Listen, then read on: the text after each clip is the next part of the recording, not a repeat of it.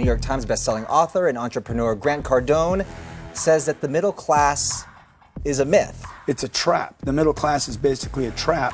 And while he does say it's a trap, he's trying to get people out of it. How do I get to the next level? How many of you want to reach the next level? The glitzy conferences he puts on are a far cry from his humble beginnings. I was broke when I was 23 years old, a drug addict, had no money, no credit, have spent many nights homeless. And I decided at 25 years old that I was going to change all that. His controversial views, they can be polarizing, but I take full responsibility for the people that admire me, and I take full responsibility for the people that hate me. Real estate mogul, entrepreneur, motivational speaker, best-selling author Grant Cardone on The Pulse. This show is gonna rock your life. Make sure you see it. Guys, welcome to another episode of The Pulse, talking to people who are doing big things, making a difference in all different fields. And honestly, I think today might be unique for The Pulse because we've spoken to a lot of celebrities. We've spoken to a lot of successful people. But Grant Cardone, our guest today, might be the first person who falls into both categories because of that success. You're kind of a celebrity now based on the success that you were able to build. I don't know if I want you to call me a celebrity, bro. They're kind of hated on right now. They can be. You have been very outspoken about opportunities that exist in this country. In this country, I grew up, I was raised by a single mother. My dad died when I was 10. There was 5 of us. We were middle class, we were grateful for everything we had. He did all the right things, but when he died, he was 52 years old. And a lot of Americans can relate to losing the father, the income earner, right? The power terminal in the family. And that's not to be sexist, but back in the 50s, that's what it was. And by the way, it's still that way today, if you look at statistics and you don't get emotional. But when he left, the income stopped. So what happened is we collapsed as a family unit because we were concerned about the expansion, the inability to go get money, to go get new connections and new money. This is just an accelerated and magnified problem today. And so when I tell people, I'm like, look, if you live in this country, man, there's no reason to be poor. Now, I know there are justifications that you don't have access to food, you don't have access to education, you don't have access to information. And by the way, I just want to raise my hand. I do understand that I am privileged because I am white. Okay. So I understand all that, but I also know that I was broke when I was 23 years old, a drug addict, had no money, no credit, no connections, had ruined my reputation, lived in the bayous of Louisiana, have spent many nights homeless. And I decided at 25 years old that I was going to change all that. So I'm one of those people, whether you like it or not, that just absolutely believes the American dream is a reality for anybody that doesn't take a handout. So let's start there. How did you kind of figure it out? Because there's a lot of people who are in that situation looking for answers. Whatever you're doing that's preventing you from becoming the best version of yourself, you have to stop all that stuff. So it's not adding a piece of data. It's never taking a new action. Typically, it's getting rid of some old thing. For me, researching what am I doing that's already holding me back? In my case, it was friends, bad habits, drugs, alcohols, late nights. Okay. And so I went to a treatment center, got cleaned up, and then told all my friends, I'm done. I'm out of here. I'm not coming back. I changed the places I went to. And the second thing I did was I found some new place to go to. So I found all my time was going to be spent productive at work, a job I didn't like. By the way, I had a job I hated at 25 and that I was no good at, Bill. If you can imagine ever not being good at something, you've probably been good at everything you've ever done. Yeah, okay. So I had to start adding skills. So the second thing I did was started adding skills. I didn't change jobs. I basically accepted the terrible job that I had and I became great at it.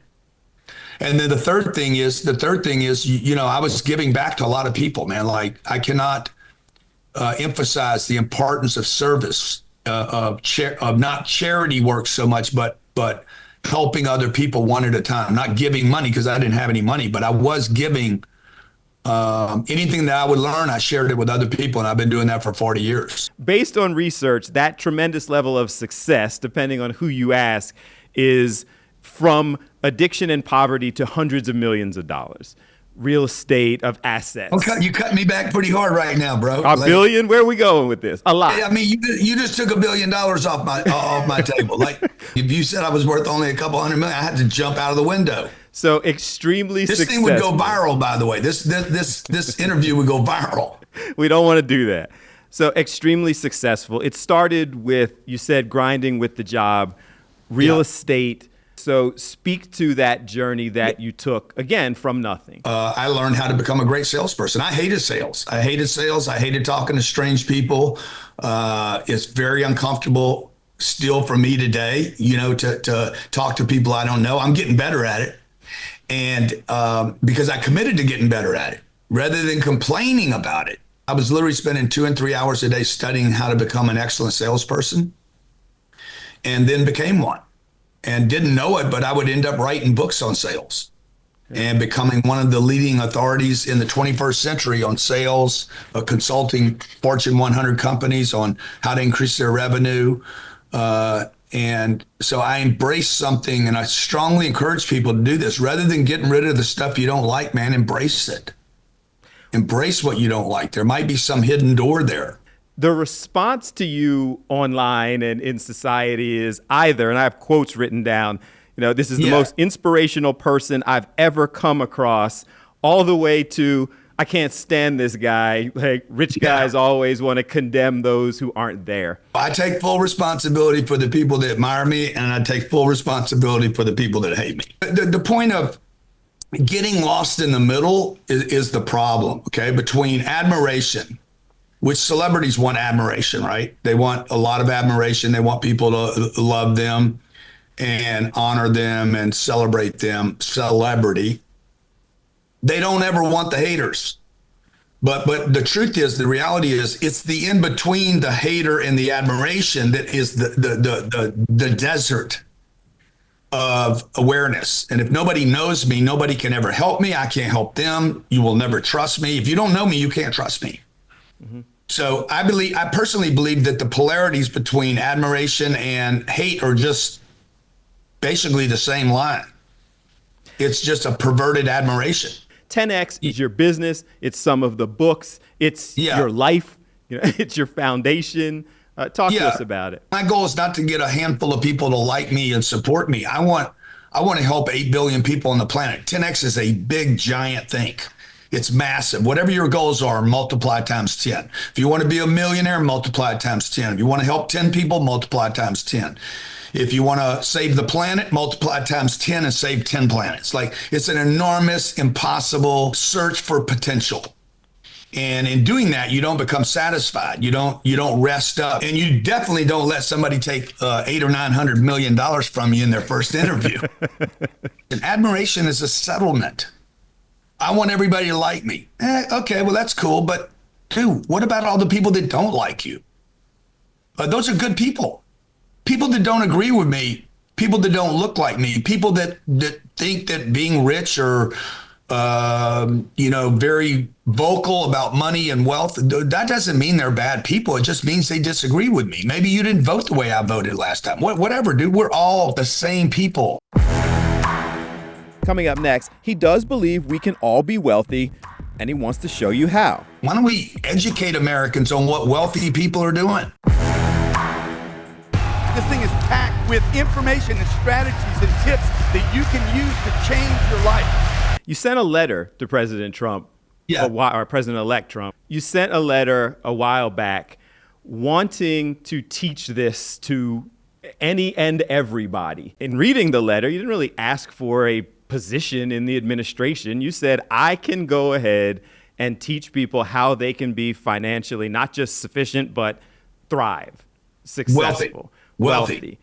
One, you sincerely believe you can do that. And two, why? I want to just add to this story so you understand. I also sent it to Ms. Harris. Okay. So you sent the letter to both. Yeah, because Mark Cuban reached out to me. Mark reached out to me. He's like, hey, what would you do for the Harris administration? And I said, I'm going to send you this letter. This is what I would do. Just let me loose on America. Make Americans all wealthy. Every American in this country should be wealthy. There's enough money in America and enough potential and opportunity. Every single person could actually be wealthy. There does not need to be poor people in this country. Now, whether they can keep it or not is another thing, and whether they know how to multiply it is a missing piece. But everybody can have money. My goal would be to teach Americans what I now know. I didn't know it at 15. I didn't know it at 25. College didn't teach it to me. How do you avoid or evade or reduce or defer or get away legally with not paying taxes? Taxes are the biggest bill that you have at your household. It's not rent. It's not food. It's taxes. Number two, not go to college and earn $800,000 a year. There's ways to do that. I could show you 50 different ways to earn 800 grand a year and never spend 5 years or go into debt. Okay. How do you use debt? Number three, why do rich people use debt and the rest of the country's trying to get rid of it? Those are just three things. What stops people from being able to do that even after they get the information? You cannot become a billionaire cutting hair. Okay. It's not possible. Okay. You cannot become a billionaire driving a car or being a taxi driver. Now, you could become a billionaire if you created Uber, and you wouldn't even have to own any cars. But you have to find the right vehicle. Number one, you have to have the right vehicle. Number two is your surroundings. The people you're around will keep you down more than any other thing. Are these hard things for people to hear and it gets to that response you're talking about? People sometimes don't want to hear it. I mean, I love the truth. I'd rather have the truth. This is what the government won't do for you, unfortunately. The government, like if I was running for president of the United States, the first thing I would tell people is, look, we cannot get you out of the hole you're in. There's not enough Medicare and Social Security or handouts. We don't have enough to get you up and out. And even if we did, you're gonna basically recycle all this potential back to the people that know how to get it, keep it, and multiply it anyway. So the government just isn't telling people the truth. I mean, there's a bunch of lies. The house, buying a house, it's out of sequence. It is not the American dream, and it is not a way to create wealth. But all of us were taught to buy a house. Going to college is the way to get extra income. It's a lie. It's a complete lie. Going to college is a waste of time and a waste of money for 90% of the people that go there. Maybe the doctors and maybe the lawyers, the 401ks, the IRAs, and the Roths. They made Fidelity worth 14 trillion, Vanguard's worth 11 trillion, BlackRock's worth 11 trillion. They didn't do anything for America except trap money. So these are the things nasty, hard conversations that people need to start looking at. Why in America, the richest country on the planet, are so many people poor? It can't be because we're all stupid. So it must be that we're all being given the wrong information. What was there a response to your letter? I'm going to do this whether he allows me to go do this or not. I would love his help and support. I'm going to keep doing what I do to go share the word and the message, and people can take it or not take it. That's the problem. Most people won't even take it. They're going to be like, I don't like the way he talks. I don't like the way he looks. He can't help me. He doesn't look like I look. So, there's going to be all that, but why don't we educate Americans on what wealthy people are doing? Pull the curtain back and show me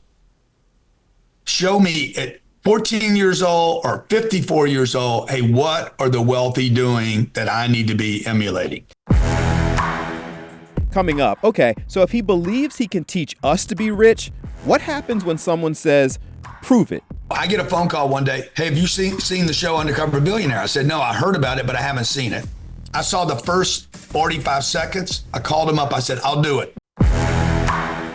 I was on your website and I was looking at the growth conference, 10X conference.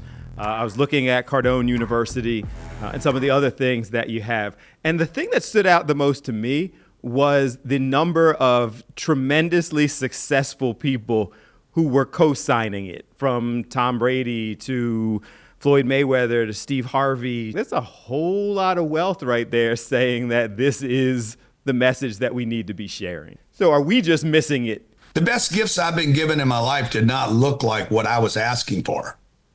It came in the form of a customer saying no to me, or a problem I had, or some challenge. The best things that have ever happened to me came in the form of something that was nasty. Look, if you just look at our school system in this country, 12 years, why spend 12 years learning a bunch of outdated stuff? Kids are getting out of school. They don't know how to set up a checking account. They don't know how to invest money. They don't know how to defer taxes. Let's teach kids that stuff. So what was the undercover billionaire experience? So I get a phone call one day. Hey, have you seen the show Undercover Billionaire? I said, no, I heard about it, but I haven't seen it. This guy gets dropped off in a city. They give him an old truck, $100. He's got to get rid of his name. He can't use his buddies, has no money, no credit cards, and he's got to build $1 million business. I saw the first 45 seconds. I called him up. I said, I'll do it. I can do it. I don't even need 90 days. I don't need the $100. I don't even need the truck. And they're like, what, bro? What are you talking about? I said, I guarantee I can do it. I already know what my new name's going to be.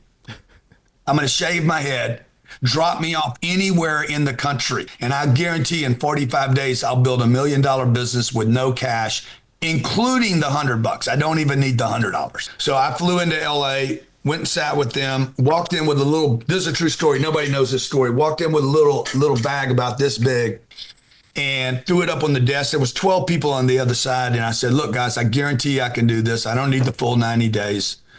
And the lady from Discovery Channel, Nancy Daniels, she's like, are you playing with me? I said, I guarantee you I can build $1 million business, probably 10 million. And I said, in fact, and I reached down, I grabbed this bag, I put it on the table. If I don't hit your number, I'll give you the contents of the bag. And they all freaked out. They're like, what's in the bag? And I slid it over to her. There was $1 million in that bag. I said, you guys can chop this money up however you want to. And sure enough, they dropped me off. This was right before COVID happened. I built a $5.5 million business in 90 days during COVID in Pueblo, Colorado. I'd never been there before and never used my name. Now, I said all that to say this. The reason I knew I could do it is because it doesn't matter what your name is, but it does matter what your strategy is. Mm-hmm. Okay. It doesn't matter if you have any money or not. You don't need money to make money. You need a strategy to make money. Next, like it or not, his basic thoughts on financial education, they always elicit a response. How do I start a bank account? How do I start a business? How do I take care of my wife? How do I take care of kids? This is missing in our culture, okay? And it starts to demasculate the individual that's supposed to be the provider. To have 2 mortgages on a house, awful investment. With 75 million baby boomers that are retiring, they're not interested in buying homes. They're going to be renters. You can buy a rental property today, 4 units, live in one of them, only put 5% down, get a better loan, lower interest rates, and actually have positive cash flow. What comes next as you continue to try to spread this message? I mean, I just want to help more people. I'm an educator, man. Mm-hmm. When my dad died, something happened to me. And something happened to me, and I said, I never want this to be somebody else's situation. Being without a father is very painful when you're 10 years old, because you want to learn how to hunt and you want to learn how to fish and you want to learn how to fix a car. I lived in Louisiana. My buddies were hunting and fishing, and I didn't know what a gun was, how to use a gun. So you start feeling inadequate, and accelerate that from, going hunting on the weekends to how do I start a bank account? How do I start a business? How do I take care of my wife? How do I take care of kids? This is missing in our culture, okay? And it starts to demasculate the individual that's supposed to be the provider. All of it makes sense. It's just not what we are taught day to day. Yeah, and that's why I guess you get the pushback from people, and it's harder to get people to kind of embrace that. There's this other thing that America's financially illiterate. We're not financially illiterate. We're financially indoctrinated. I was indoctrinated. Save your money, buy a house, plan for retirement, go to college. These are all indoctrinations to trap people in a place called the middle class, which is no more than a modern slavery. The thing I'm most proud about is I'm a privately held company. I've never, ever used government funding. I have never gone to big institutions or banks to help me get where I've gotten. I've done it with other people like me. And that's what we did with Cardone Capital. I created a company where I can bypass the banking system, not go to them for money, and go to the regular everyday people. I have 18,000 investors that have trusted me with $1.5 billion to buy $5 billion worth of real estate. and bypass traditional banking institutions. I ask every one of our guests as the theme of this show, what does the phrase use your voice for good mean to you? I mean, just what we just did here in the last 30 minutes, man. Just like share. If you have a hack, if you have figured out how to make a better cookie, a better mousetrap, how to stay younger, more fit, happier, man, you got to share it with people. You can't keep it to yourself, and you just can't share it with just your people. You got to share it with everybody, as many people as you can, and expand your community. That's what I would say. Guys, thanks so much for watching The Pulse with Bill Anderson. Today with businessman, social media influencer, investor, educator, Grant Cardone. And it was an interesting and different discussion than we normally have on The Pulse, sharing his economic development ideas, providing information, getting a little bit into politics and political perspective. But I hope you enjoyed the discussion. A reminder, the entire unedited interview is available in podcast form, all places where podcasts are available. You just go and download it. Thank you as always for watching. And I leave you today, as I always do, reminding you whenever you can to use your voice for good, and have a good one.